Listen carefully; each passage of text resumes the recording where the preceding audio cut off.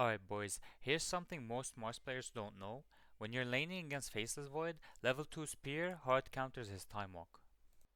If you have level 2 Spear, the stun duration is long enough that Void cannot Time Walk the damage. So level 2 Spear has a 1.6 second stun duration, and Time Walk Backtrack heals Void for the last 2 seconds. However, if we take into account the time Void is flying in the air from Spear, and the time it takes him to cast Backtrack, it's always going to be more than 2 seconds, so he's not going to be able to heal the damage from the Spear. Let me show you what I mean.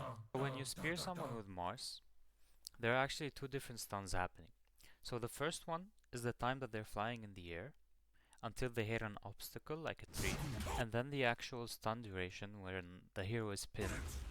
So because of this distance that the enemy hero has to fly through, we effectively get a little bit of extra stun time, which is usually not very useful, but in this case against Faceless Void actually makes a very big difference.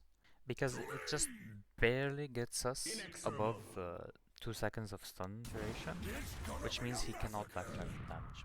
And there's actually a way to do it with level 1 spear as well, but it's very hard to do realistically because you have to maximize the distance that Void has to fly through. So it has to be a literally max distance spear, and Void has to be right next to you.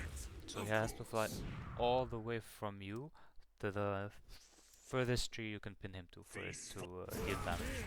Otherwise, as you can see, he can backtrack the damage.